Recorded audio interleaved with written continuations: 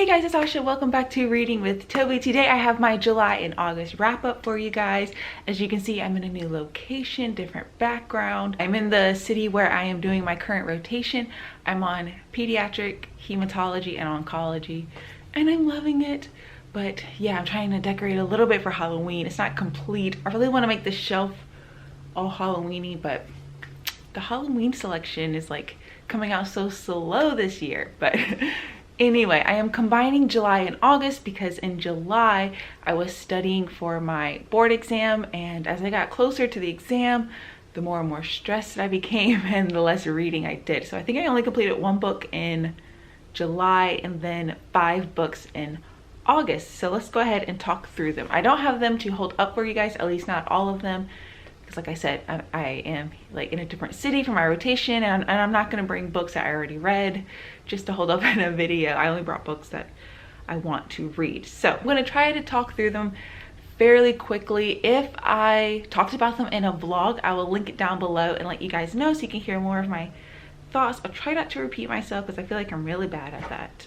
So the very first book that I completed in July was called The Grace Keepers by Kirsty Logan. This was the book that I chose out of my TBR jar for the month of July, and yeah, I gave it 3 out of 5 stars. I did like it. This is a fantasy story set in a world where most of the land has kind of been taken over by rising water, and there's these like magical creatures and mermaids in the water, and you have people who live on the land, and then you have the people who live on the sea and like boats and things like that. So you're following this one girl who is a grace keeper, and she's basically like rests the dead at sea. So the people at sea is kind of like a ceremony, and they come to her and bring her the dead. So you're following her, and she lives all alone at sea. You're following this traveling circus. So they live on the sea and they visit different lands and, you know, do the circus. So yeah, you're kind of following that. And like I said, it's very whimsical and magical, and there's a little bit of, I don't know if you would say romance, but friendship definitely blossoming there. I thought it was, you know, a good solid read, and it didn't blow my mind or anything. It was her debut novel, which I feel you could definitely tell. I wish it kind of went a little bit deeper into the plot line and deeper into the world. It just felt very like she came up with this really cool world and really cool characters, and this had this really cool idea, but like didn't take it quite far enough. But it was still like an enjoyable, whimsical read. It was fine. There we go. Okay, so the next book I completed is called Long Bright River by Liz Moore. She wrote another novel that I read called An Unseen World, which I loved that book. This was her newest release. This came out in January this year, I'm pretty sure. So this book is more of a literary crime novel, and you're following this woman who is a police officer, and her sister goes missing. Her sister is an addict. The sister who's the police officer kind of is a patrol officer, and she likes to work in the areas and like the slums where a lot of the addicts live. You know, they live in those houses. I forgot if there's like a word for it, but it's in Philadelphia, and it's based off like a true area, and it definitely has commentary on the opiate crisis in America, and it's definitely all about sister relationships and how complex they can be, and having a sibling who's an addict.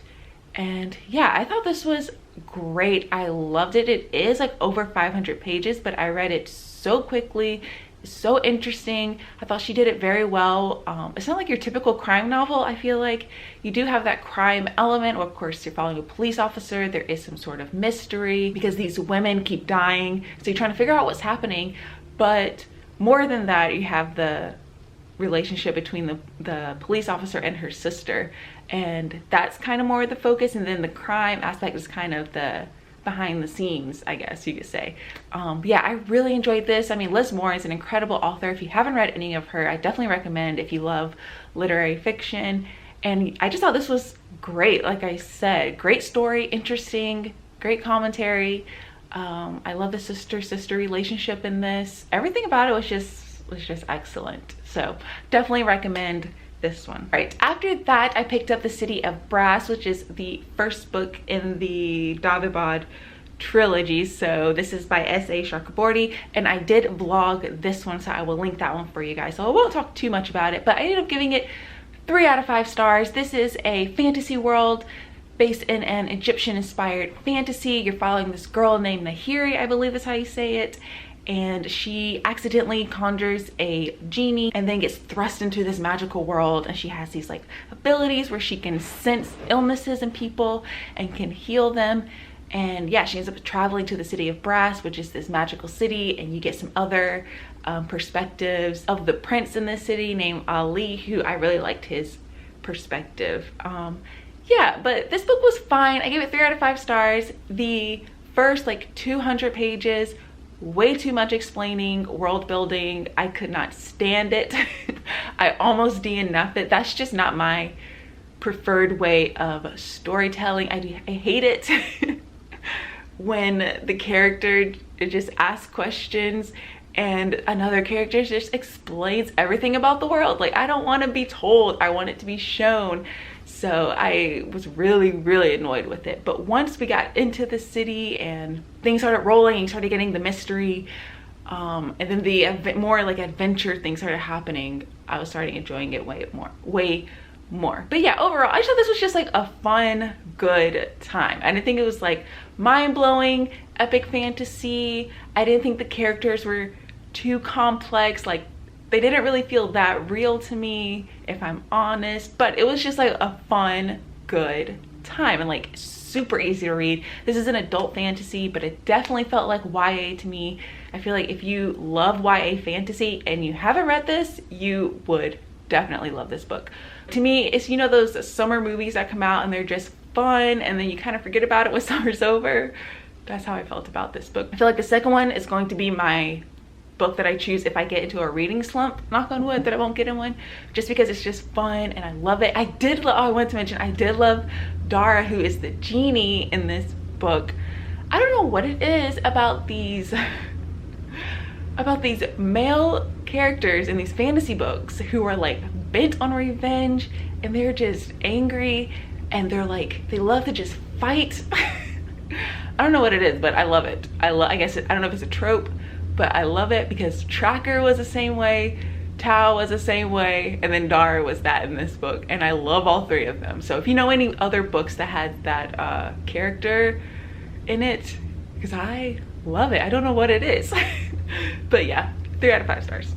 Next, I read The Vanishing Half by Britt Bennett. So I'm sure most of you guys know what this is about. It's definitely made its rounds. This is following 2 Black twins, and they are very light-skinned. One leaves and decides to live her life as white, while the other lives her life as Black. The Black twin comes back to the town that they're from, and you're kind of getting the reasons why they left the town, why this other twin decided to live her life as white. And then later on, they both had daughters, and you get perspectives of those 2 daughters. So you get this perspective of the daughter, and she is actually really dark-skinned, so you get that perspective. And then the daughter, I forget all of their names, I'm so sorry, but the daughter of the twin who lives her life as white, this twin you get, and she of course thinks she's white, so you get that perspective as well. So yes, overall I thought this book was good. I ended up giving it 3 out of 5 stars. I don't know, I was a little let down by it, I'm not going to lie. The first half I was reading so quickly. I was so intrigued because you're first introduced to one of the twins coming back to the town, and you're just wondering what happened. You're so intrigued by the town because they're all light-skinned Black people, and that's how they want it, and you're trying to find out why this other twin decided to live her life as white, and you're just super intrigued. But then I don't know what, it's just like, it just kind of fell off for me. It just seemed to all this drama, because it's not just drama about like racism and colorism, but there's like other drama, especially with the twin of the daughter who's white passing, that I was just like, this isn't really necessary. And I was also hoping that we would get a bit more deeper conversation on all of these topics that she brought up, right? She brought up topics about colorism, racism, and identity, and all of these things. I was really wanting more conversation about it, especially about the twin who decided, the white passing twin, and why she decided to do it. I don't know, I just wanted a bit more deeper conversation. It seemed to be kind of very I don't know how to explain it. There is this review that I read on Goodreads where they said it seemed like the author played it safe, which I agree with. It seems like it's very safe, and I think that's why it's like appealing to the masses, because it's like it touches on these subjects, but it doesn't go too deep to make you too uncomfortable. But it just touches enough to make you think about it, which is fine. But I personally wanted a little bit deeper conversation. And I also feel like there was a missed opportunity with the twin of the daughter who is white passing, because she ends up finding out, right, that she's actually half black.